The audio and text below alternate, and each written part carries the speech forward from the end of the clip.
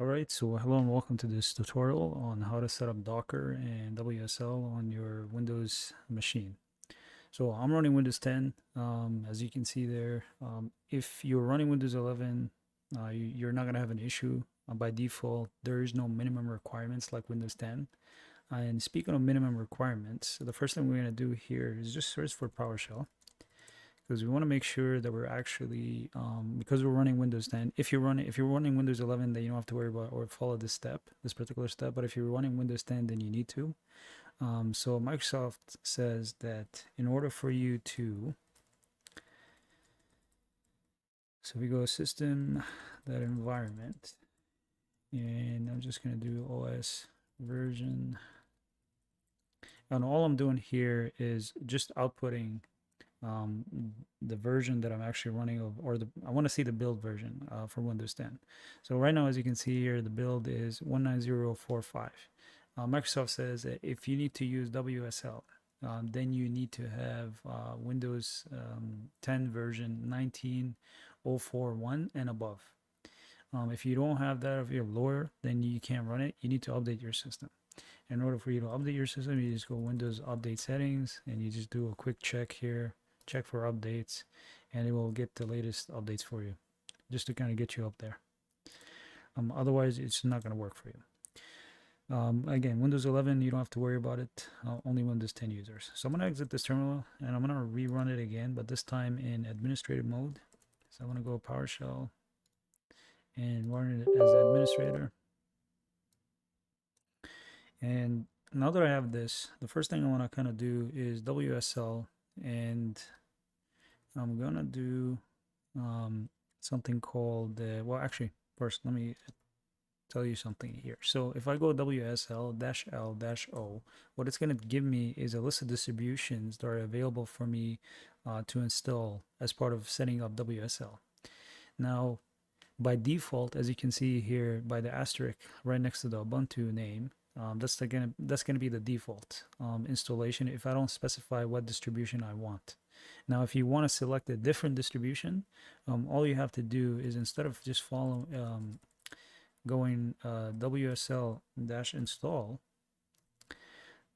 dash dash install, then what you need to do is also specify dash D or dash dash distribution. Sorry.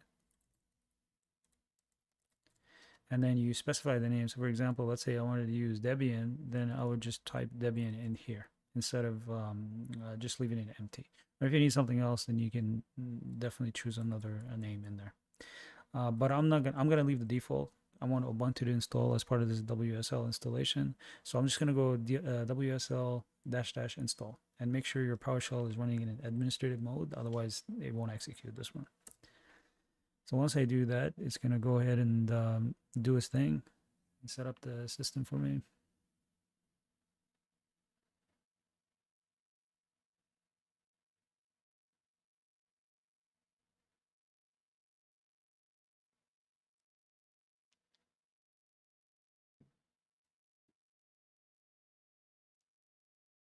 And just give it a bit here.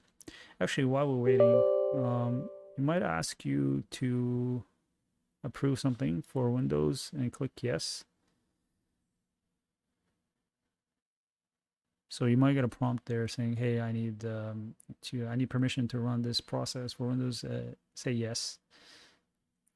So while we're waiting for this to finish, I'm just going to open up another browser tab here, and I'm going to go Docker Desktop and search for Docker Desktop in the URL bar there. I'm going to head over to this website. And because I'm running Windows, it automatically detected that I'm running Windows and it gave me this download option. I'm just going to click on that and it's going to download the executable for me.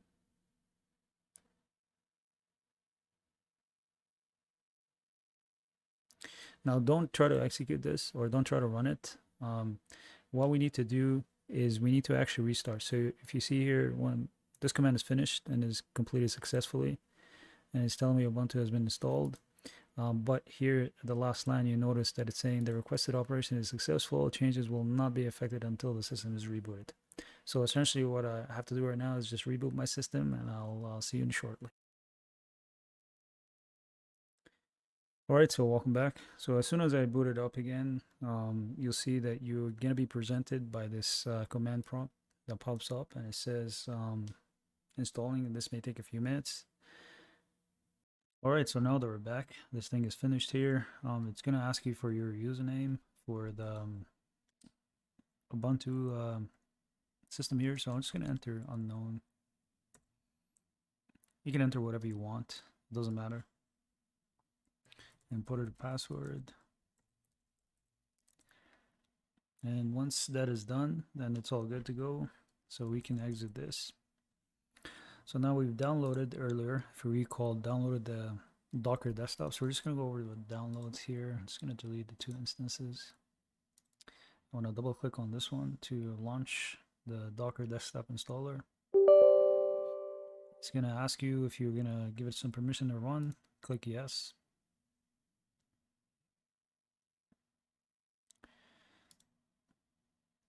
Just gonna minimize this.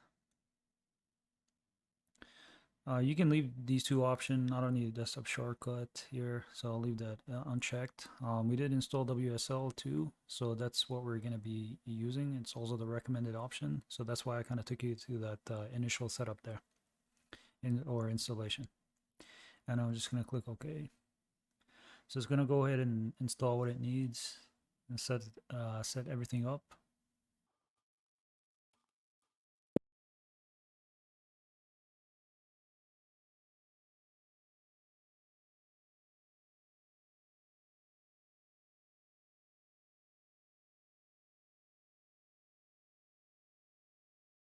So when it's done, it's going to ask you to actually log out of the system and log back in. So that's what you want to do, just to kind of have it complete the setup.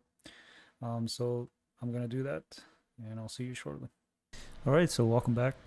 One of the things with the Docker desktop is it's a paid service if you have more than 250 employees and your revenue is more than $10 million.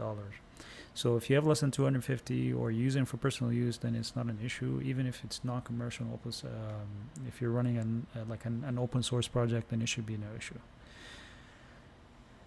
So I'm just gonna wait for Docker to kind of start up here, Docker engine, and then after that we'll just check a couple of things.